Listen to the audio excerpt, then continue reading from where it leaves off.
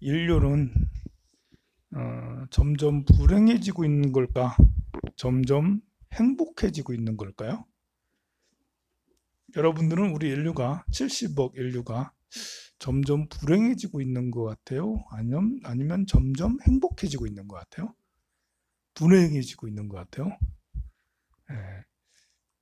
자, 우리가 이런 것은 좀 데이터를 가지고 그냥 감정적으로 대응할 게 아니고 일상생활에서도 마찬가지예요.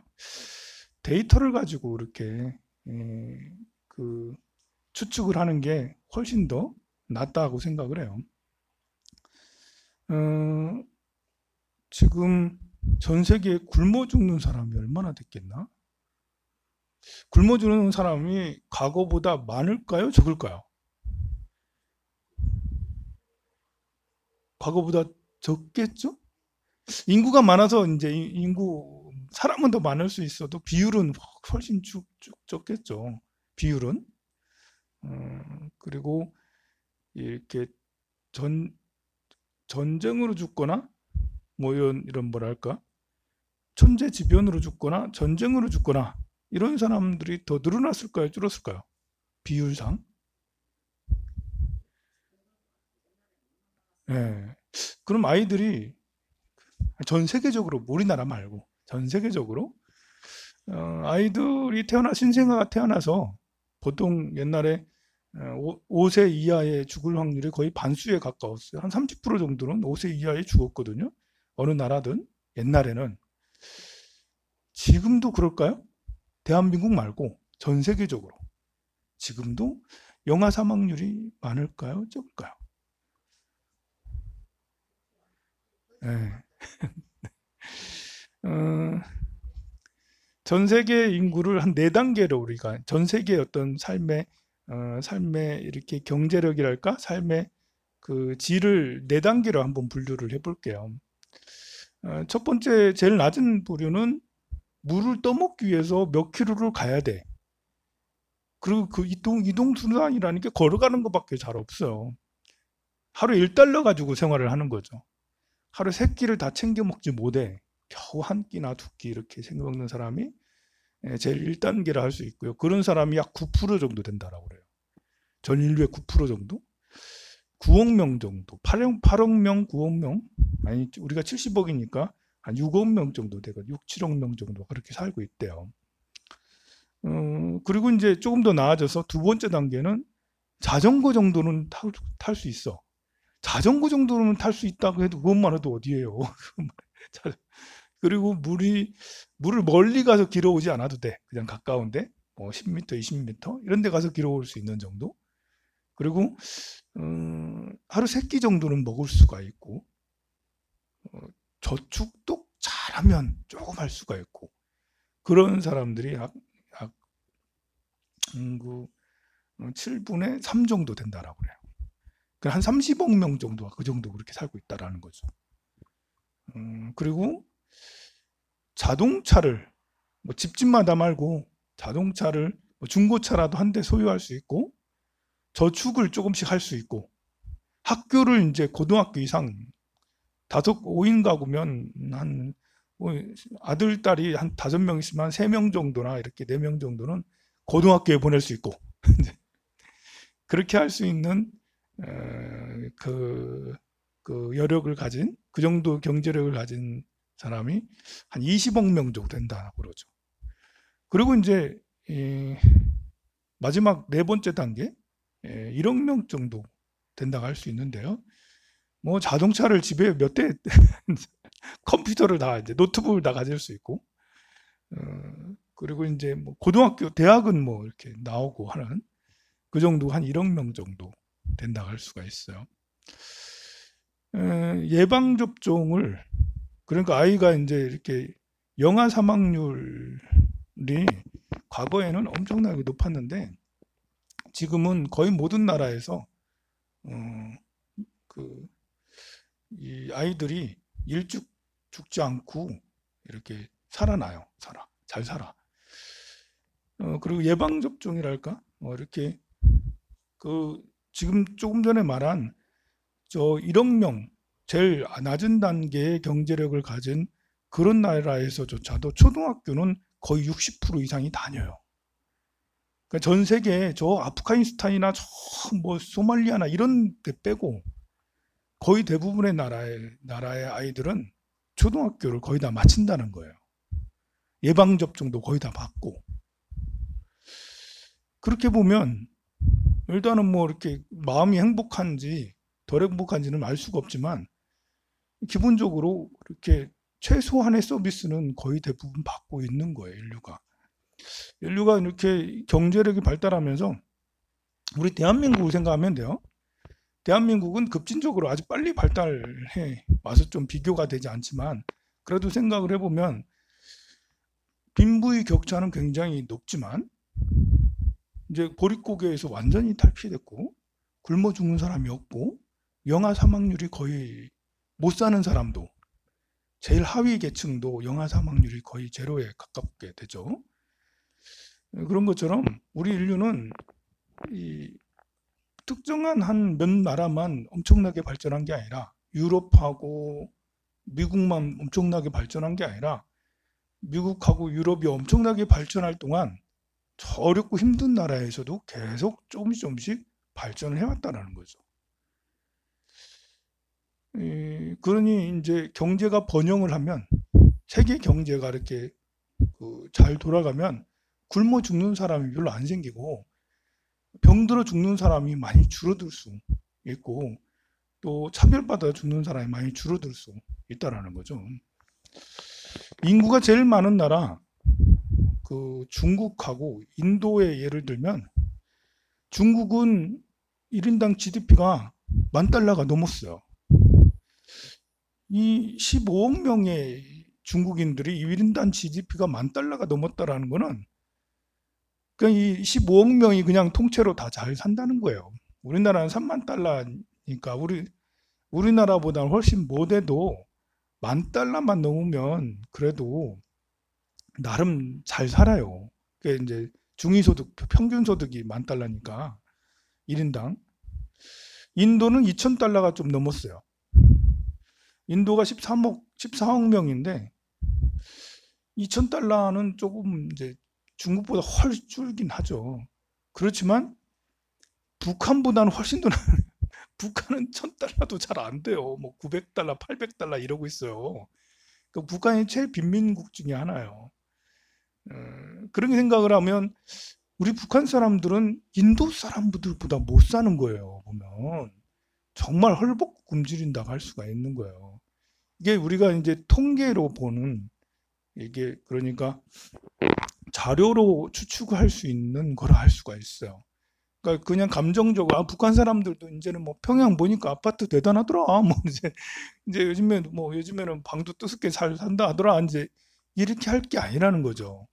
우리가 데이터를 놓고 보면 북한은 정말 못 사는 게 아직도 맞는 거 같아요. 그러니까 이제 평양 말고는 다른 데는 정말 죽을 지경일 수도 있는 거죠. 대신에 이제 중국은 우리가 무시할 대상이 아니라는 거죠. 우리는 짱깨 이러면서 중국을 굉장히 무시하고 떼놈이라면서 아직도 중국산을 무시하고 중국인들을 무시하고 하는데 $10,000가 넘으면 무시할 상황이 아니에요. $10,000가 넘다라는 것은 그냥 이제 단순히 돈을 많이 번다는 것만 있는 게 아니고요. 그 이외에 다른 것들도 굉장히 많이 발전할 수 있다라는 거죠. 코로나 이번 상황에서도 우리나라는 몇 개의 기업에서 뭐 이렇게 그 백신을 개발한다고 이렇게 하지만 막상 중국은 몇 개가 아니라 몇만 명이 코로나를 연구하고 그러고 있다라는 거죠. 그 인도 같은 경우도 계속 경제 성장률이 5%, 6%씩 계속 성장을 하고 있어서 그래서 인도하고 중국만 합쳐도 그 전 세계 인구의 거의 반수에 가까울 만큼이나 30억 명이죠. 30억 명. 반수에 가까울 만큼 하는데 이 두 나라만 이렇게 놓고 봐도 이 세계 사람들의 어떤 생활 수준은 많이 높아졌다고 할 수가 있겠죠. 좀 걱정되는 건 나이지리아 같은데, 나이지리아 인구가 굉장히 많고 2억 명이 넘거든요. 그리고 인구 상승률도 굉장히 높아. 어제 뉴스가 떴는데 나이지리아는 그 어떤 기자가 취재를 했다는데 이렇게 18세 이 소녀, 이게 15세에서 25세 사이의 소녀들을 집단으로 감금시켜 놓고 이제 성폭행을 해가지고 그래가지고 그 아이를 갖게 해서 아이를 뭐 이렇게 파는가 봐. 진짜인지 아닌지 모르겠는데 그런 기사가 떴어요. 아직도 그런 곳이 있는 거죠. 아직도 인구가 막 기하급수적으로 늘고 있긴 해도 그래도 아이들을 막 팔고 옛날처럼 옛날 그 아프리카는 이제 노예를 매매하는 걸로 유명했잖아요. 인신 매매를 유명했잖아요. 아직도 이렇게 그런 게 성행하고 있나 할 정도로 걱정이 되긴 합니다만 17세기, 18세기, 15세기, 16세기, 17세기 흑인의 아프리카의 그 흑인들을 이렇게 돈으로 사서 유럽으로 보내고 또 아메리카로 보내서 노예로 삼던 그런 시절에 비교를 하면 지금은 완전히 뭐 이렇게 좋아졌고 이렇게 그 의료 시설이 거의 없었던 시대에 비해서는 지금이 훨씬 더 나아졌다 할 수가 있겠죠. 그것이 과연 행복한가, 불행한가? 이것은 또 이렇게 더 이렇게 생각을 해봐야 되겠죠. 우리나라의 현재 상황을 놓고 보면 우리나라는 이제 그 3050 클럽, 그러니까 전 세계 3050 클럽이 뭐냐면 인구가 5천만 명 이상이 넘고 그리고 1인당 GDP가 3만 달러가 넘는 나라를 3050 클럽이라고 그래요. 그게 7개 나라예요. 우리나라가 7번째거든요. 그러니까 우리나라는 전 세계에 이렇게 규모적으로 보면 10등 안에 들 수 있는 거죠. GDP는 13등, 12등 정도 되지만 또 국방력은 5등, 6등, 7등 정도 이렇게 되고 그래요. 그래서 여러 가지 상황상 우리나라가 이제 G7 정도는 잘하면 들 수가 있는 그런 상황인데요. 데이터가 그렇다 하더라도 우리 국민들은 그만큼 우리나라가 발전되지 못했다라고 생각을 하고 있죠. 그러니까 우리 데이터는 굉장히 높게 나오지만 실제로 다른 나라에서 느끼는 거나 우리 사람들이 느끼는 거나 이런 것들은 그 정도는 아닌데요. 그래도 우리는 좀 자긍심을 가지고 우리나라가 이만큼 됐다라는 것들을 좀 자부심을 가져야 될 필요가 있어. 그렇지만 그 안에서도 악성 지표가 있죠. 이렇게 우리가 잘하는 게 있지만 의료 분야는 이번에 증명했듯이 잘하는 게 잘 되고 있죠. 자동차도 잘 만들고 있고 반도체도 잘 만들고 있고 뭐 공산품 우리가 뭐 이렇게 쓰고 있는 일반 생활에서 쓰고 있는 먹고 있는 라면이라든지 옷이라든지 뭐 이런 것도 잘 만들어. 그런데 결정적으로 노인 그 빈곤율이 세계에서 OECD 국가 중에 최저고 자살률이 굉장히 높아요. 그래서 이제 이렇게 이런 것들은 위험한 지표 중에 하나죠. 근데 이런 이야기를 하는 것은 우리가 이제 이 데이터를 통해서 우리 자신을 또 세계를 잘 파악을 하고 있는 것은 중요한 건데요. 그 데이터를 통해서 파악을 하는 것은 나 자신이 이 정도는 되나 이렇게 얘기를 하는 게 아니라 더 중요한 것은 우리한테 부족한 게 무엇인지 또 어떤 방향으로 나아가야 될지 이것들을 우리가 알 수 있다는 거죠. 우리 대한민국의 자살률이 세계에서 제일 높다는데 이것은 어떻게 해서 고쳐야 되는 거지? 또 이렇게 그 출생률이 세계 최저라는데 출생률을 높이기 위해서 또 자살률을 높이기 위해서 또 교통사고로 죽는 사람들이 다른 나라 비해 더 많은 것 같아. 그것도 이제 거의 세계 1위에 가깝잖아요. 지금 1위가 아닐 수도 있는데 어쨌든 그게 좀 높아. 역시 그런 분야를 우리가 집중적으로 고쳐나가면 대한민국이 많이 발전할 수 있겠죠. 그리고 이제 미래를 대비하는 미래 지수가 있어요. 4차 산업혁명 지수 이런 것들도 있거든요. 다른 나라에 비해서 4차 산업혁명, 4차 산업에 대한 준비가 우리나라가 30등, 40등 이 정도밖에 되지 않아요. 30개의 나라를 당신네 나라는 미래를 준비하고 있습니까? 해서 이제 지수를 연구를 했는데 조사를 했는데 30개 나라 중에서 29등, 30등이라니까 우리나라가. 그러니까 우리나라 사실 문제가 있어요. 그 부분은. 울산도 마찬가지죠. 우리가 이제 데이터를 가지고 이렇게 정치를 하면, 국정을 운영하면, 그러면 실패를 하지 않아요. 만약에 울산시장이 데이터를 가지고 울산의 미래, 현재, 과거 이런 것들을 생각하면서 정책을 썼다면 지금처럼 이러진 않았겠죠.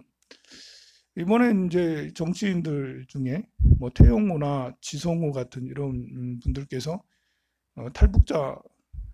탈북자들 참 힘드시겠어요. 보면 우리나라 와서도 힘든데 탈북자를 대표하는 분들이 이렇게 말씀을 함부로 하셔가지고 전체적으로 그렇지 않아도 대한민국 사람, 남한 사람들이 탈북자에 대해서 좋은 시선을 잘 안 갖고 있거든요. 이상하게 우리 탈북자에 대해서 어디 동남아시아 사람 취급하고 같은 동포로 취급을 안 하고 있어요. 취급이라니까 좀 그렇네. 동포로 대접을 안 하고 있죠, 우리가. 탈북자 하면 왠지 뭔가 좀 우리는 저 아래로 내려놓고 하는 이런 게 있어요. 그런 이유가 몇 가지가 있는데 이번에 더 나쁘게 됐다니까요. 탈북자들 그냥 김정은이 사망했다라고 이렇게 너무 확신에 차서 이렇게 정부에서는 아니라 하고 미국 정부에서도 아니라 하고 잘 모르겠다 하고 아닌 것 같다고 그렇게 해도 그 며칠 있으면 드러날 거를 그렇게 너무 확신에 차서 이렇게 얘기를 하면 이게 바로 데이터를 가지고 정확한 정보를 가지고 하지 않고 그냥 내가 아는 사람, 탈북자니까 탈북민이니까 북쪽에 뭐 어디 아는 사람, 뭐 조선족에 뭐 어디 그 길림성에 어디 아는 사람, 뭐 중국에 어디 아는 정보통. 근데 자기가 아는 정보통이라는 게 대부분 이렇게 극우거나 아니면 피해자 입장에서 정보통이들이잖아요. 우리 보통 사람들도 여러분들이 갖는 정보통들이 대체로 이렇게 다양하지가 않고 나랑 코드에 맞는 사람하고 맨날 만나고 이야기 듣고 하다 보니까요. 어떤 사람은 반정부적인 생각을 가지고 있고 어떤 사람은 친정부적인 생각을 가지고 골고루 평등한 생각을 가지고 있는 게 아니라 그러니까 이렇게 데이터를 가지고 뭘 하는 게 아니라 감정적으로 이렇게 대응하는 경우가 많아요. 이번에 이제 이렇게 그 미래통합당이 폭삭 망하고 이런 것들도 이게 이제 이렇게 너무 감정적으로 대응하니까 그런 거예요. 데이터를 가지고 국민들이 원하는 게 뭘까? 대한민국이 발전하려면 어떻게 해야 되는가? 민주주의 사회가 발전하려면 어떻게 되는가? 경제가 발전하려면 어떻게 되는가? 이런 걸 데이터를 가지고 이렇게 준비를 하고 해야 되는데 그냥 문재인이 하는 건 무조건 싫어. 민주당이 하는 건 무조건 싫어. 정부가 하는 건 무조건 싫어. 라고 이렇게 땡깡 놓듯이 그러니까 이제 이런 상황이 된 거거든요. 그래서 모든 게 다 그런 것 같아요. 개인의 문제도 나 자신의 이런 문제도 내가 부족한 게 뭘까? 이런 것들을 할 때 감정적으로 대응할 게 아니라 내 스스로 체크를 이렇게 해서 데이터를 기준으로 데이터라는 게 딴 게 아니죠. 많이 듣다 보면 제가 설명을 많이 드리잖아요. 파타차라라는 비구니 스님이 계세요. 파타차라는 비구니 스님 저번에도 얘기를 드렸어요. 다시 이야기를 드릴게요. 파타차라는 비구니 스님은 어떻게 출가하게 됐냐면 본래 부잣집 딸로 태어났어요. 그런데 그 부잣집 딸인데 부잣집 머슴하고 눈이 맞아가지고 서로 사랑하게 됐습니다. 그냥 마음으로만 사랑했으면 되는데 몸으로도 사랑을 해서 밖으로 뛰쳐나간 거죠. 이제 집 나간 거예요. 집에서는 허락을 안 하니까 집 나가가지고 아이를 가졌어. 첫째 아이는 어릴 때 어떻게 해가지고 이제 아이를 키우고 있다가 둘째 아이를 가졌어요. 이 집 나가서 살으니까 정말 고생이 많잖아요. 그래서 이제 가족 회의를 해가지고 이 둘째 아이는 이렇게 친정에 가가지고 낳았으면 좋겠다. 우리 쫓겨나겠느냐 설마 이제 몇 년 지났는데 그래가지고 이제 집으로 이렇게 돌아오다가 막 비가 뭐 엄청나게 많이 내리는 거예요. 그러니까 돈이 없으니까 그냥 길바닥 어디에 동굴 같은 데다 움막 이렇게 만들어가지고 이렇게 겨우 비를 피하고 그러는데 그때 막 산기가 막 그때 아이가 막 나오려고 그러는 거예요. 이 들판이니까 위험하잖아요. 옛날에니까 이제 야생동물도 있고 그러니까 남편은 움막 이렇게 만드는 데서 밖에서 지키고 있고 그 안에서 이제 그 출산을 막 하고 있는데 밖에 있는 남편이 뱀에 물려 죽었어. 그 밖에서 막 지키다가 뱀에 물려 죽었다고요. 그 사이에 밤새 이제 아이는 나왔어요. 나와서 보니까 밖에 나와 보니까 남편이 죽어 있는 거예요, 세상에. 이거 완전 날벼락 맞은 거잖아.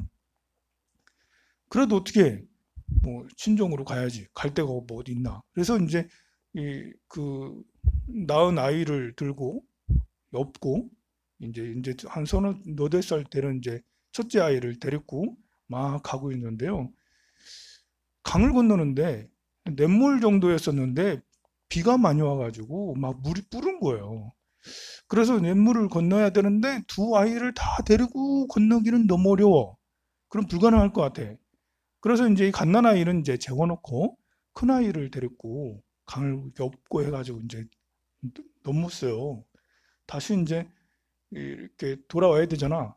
돌아오다가 보니까 자고 있는 갓난아이 이 애 독수리가 막 와가지고 막 하고 있는 거예요. 그래서 이놈 독수리 물러가라 막 이렇게 손짓을 막 하고 했는데 독수리가 아이를 채갔어요, 세상에. 그 인도 독수리가 엄청 크거든요. 사람 살도 먹고 그래. 그 왜 그 천장 티베트 천장 같은 데 보면 독수리에 이렇게 사람 살을 막 주잖아요. 그런 거 좀 아이를 데리고 왔어. 그 얼마나 놀래요. 근데 세상에 이제 저 넘어있던 4살짜리 아이가 막 손짓을 하는 거 보고 엄마가 나 부르는 겁다 해서 물속에 뛰어들었다니까? 그래서 아이가 휩쓸려서 가버렸어요, 물속에. 순식간에 며칠 만에 자기 남편일지, 그 아이 둘 잃었지. 야, 이거는 뭐 세상에 이런 일이 어디 있나요? 그러다가 어떻게 거의 실성한 상태에서 집으로 터벅터벅 오는데 집에 거의 다 왔을 때 또 집에서 또 난리가 난 거예요. 그 집에 거의 다 왔을 때 마을 사람 만났는데 왜 왔냐 했더니 이래서 왔다 했더니 어떻게 하면서 막 울면서 너네 집이 지금 밤새 지금 산사태가 나가지고 다 깔려 죽었다라고 이렇게 가족들이 모두 다 죽었다라고 그러는 거예요, 세상에. 그러니까 이제 진짜 미친 거죠. 진짜 미쳐가지고 실성해서 옷을 다 벗고 다녔대. 그래서 파타차라라고. 파타차라라는 이름이 뜻이 뭐냐면 파타차라는 것은 벌거벗은 이를 파타차라라고 인도에서 불렀대요. 벌거벗으니 파타차라 이렇게 좀. 맨날 벌거벗고 다니니까 파타차라는 거예요. 파타차라. 이름이 파타차라가 아니었는데 본래 벌거벗고 다니니까 파타차라라고 사람들이 불렀어요. 이렇게 막 실성해서 막 이렇게 다니다가 부처님 법회를 하고 있는 그 앞에서도 얼쩡얼쩡하면서 있는 거예요. 그 사람들이 쫓아내는 거예요. 저 이렇게 그 실성한 사람이니까 쫓아내고 뭐 그렇게 할 때 부처님이 그러지 마라 이렇게 오라고 그렇게 했어요. 그래서 오게 앉으라고 막 자리에 앉으려고 생각을 딱 부처님 앞에 했으니까 그때서야 정신이 드는 거예요. 그때서야 나만 이러네? 이러면서 부끄럽고 그걸 알아차린 옆에 있는 사람들이 이제 옷을 벗어서 이렇게 주고 그렇게 겨우겨우 했던 거죠. 자, 이런 이야기를 들으면 이런 사람도 이런 인생도 있구나 하면서 이보다 더 불행한 사람이 있겠어요? 세상에? 그 아들, 딸이 돌아가시고 부모가 더 일찍 돌아가시고 남편이 일찍 돌아가시고 누가 또 이렇게 뭐 아프기도 하고 뭐 하기도 하고 아이를 낳았더니 이제 장애를 가졌고 뭐 이렇게 많이 있어요. 세상에 기구한 게 전쟁에 나가서 죽기도 하고 뭐 팔다리가 잘리기도 하고 또 어제 뭐 엊그저께 보니까 그 화재로 한 40명 돌아가셨더만 그 아들 그 뭐 이렇게 젊은 아들 공사장에서 뭐 아버지 아들도 있고 막 그러던데 그런 기구한 이제 경우도 있고 세월호 이런 아이들 이야기도 있고 기구한 이야기 정말 많거든요. 그런데 이제 데이터라는 것은 딴 게 아니에요. 우리가 행복하게 사는 사람도 있어요. 그냥 보통으로 사는 사람도 있어요. 힘들게 사는 사람도 분명히 있죠. 우리는 힘들게 사는 사람도 분명히 살펴보고 그 중에 누구는 장애를 가졌고 누구는 주변의 사람이 죽기도 하고 전쟁 굶어 뭐 많습니다. 그런 상황들을 그런 사연들을 보다 보면 나는 그래도 감사하다라는 그런 생각을 어느 누구라도 다 가질 수가 있죠. 우리는 보통의 사람이나 아니면 더 나은 사람을 보기 때문에 늘 이제 나는 부족한 것 같고 없는 것 같고 괴로움이 스스로 더 커져요. 그러니까 이 상황 파악을 잘 못하고 있는 거죠. 내가 내 불행을 더 키우는 거죠. 근데 세상에 이런 데이터들을 다 이렇게 알려고 하고 보고 듣고 이렇게 하면 훨씬 더 도움이 되죠. 그 파타차라 벌거벗은 여인이 부처님 앞에 딱 섰을 때 그 부처님의 수행력, 부처님이 별 말씀을 하지도 않았는데 벌써 승가의 힘, 부처님과 제자들이 그 사이에 오게 되니 벌써 자기 자신을 인식하고 내가 부끄럽다는 생각, 정신이 이제 들기 시작하는 거죠. 그래서 승가의 힘이 굉장히 중요한 거예요. 우리 황룡사가 별거 아닌 것 같아도 여러분들이 새벽 기도를 다니고 열심히 뭐 불교대학을 공부하고 봉사를 열심히 하면 또 저도 열심히 수행을 하면 그럼 황룡사를 찾아오는 사람, 법당에 참배하는 사람, 정신이 번쩍 들 수가 있다고요. 또 아픈 사람도 이제 좀 달라질 수가 있고요. 마음이 너무 힘든 사람도 힘을 얻을 수가 있고요. 그런 여러분들의 역할이 별게 아닌 게 아니에요. 굉장히 중요한 역할, 한 사람의 인생을 이렇게 바꿔줄 수 있는 그런 역할이 될 수가 있어요. 부처님은 이제 그 여인을 위해서 법문을 이렇게 쭉 무상한 법문은 이제 대해서 쭉 이야기를 해주셨고 파타차라는 출가를 하게 돼요. 출가하게 돼요. 세상에 실성한 여인, 미친 여인, 뭐 그런 여인이 정신이 들어서 출가를 하겠다라고 했을 때 부처님은 하라고, 제자가 되라고 기꺼이.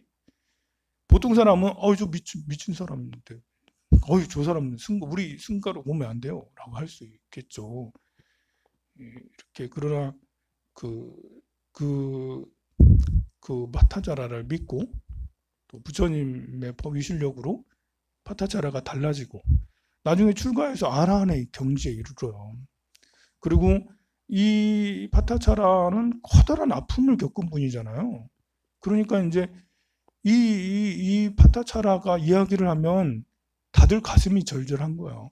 옛날에는 지금보다 더 험한 세상이잖아요. 굶어 죽는 사람도 많고 남편을 잃은 사람도 많고 출가한 스님들도 보면 사연이 이제 심한 경우가 많아요. 근데 어떤 사연이 심해도 파타차라만큼 심한 사람은 없거든. 그러니까 이미 많은 것을 경험했어. 그러니까 이제 이렇게 출가한 사람들 중에 파타차라가 이렇게 이야기를 하면 다들 이제 아팠을 때 약을 먹는 것처럼 편안하게 이렇게 마음이 성숙되고요. 또 제가자들도 너무너무 힘든데 이 파타차라한테 가서 이제 절을 올리고 예배를 하고 법문을 들으면 속세에 이렇게 헐벗고 힘든 사람들도 큰 힘을 얻었다라고 그러죠. 한 사람의 인생이 그냥 미쳐서 그냥 돌아가실 때까지 미친 사람으로 이렇게 있을 수도 있었겠지만 부처님의 힘을 만나서 아란의 경지에 이르고 많은 사람들에게 이렇게 새 삶을 얻도록 해주는 그런 분이 되셨잖아요. 정말 인생을 극과 극처럼 사셨는데 이런 게 보면 아무리 힘든 일을 겪어도 모두 다 극복할 수 있는 거예요. 세상에 극복하지 못한 힘든 건 없어요. 스스로 이제 자기 마음의 줄을 스스로 놓아서 그렇지. 자식을 잃어도 오히려 이제 마음을 바꿔가지고 어제 말씀드린 것처럼 오히려 내가 행복해야지 우리 자식한테, 우리 배우자한테, 먼저 간 분들한테 누가 되지 않으려면 내가 잘 살아야지. 내가 더 행복해야지. 먼저 가신 분들한테 오히려 은혜를 갚는 게 아니겠나요? 그렇게 생각을 한다면 더 나을 거라고 생각합니다. 그래서 이렇게 누구의 말을 듣더라도 그 앞에서는 뭐 이렇게 반대할 수는 없겠지만 그게 정확한 정보인지 자기 깜냥에 자기 생각이 빠져 사는 얘기인지 분명하게 이렇게 우리는 볼 수 있는 지혜를 가져야 돼요. 항상 데이터를 중시 여기고 이 데이터에 입각해서 그 우리가 말고 행동들을 하는 것이 훨씬 지혜로운 거라고 생각이 듭니다. 마치도록 할게요. 성불하세요.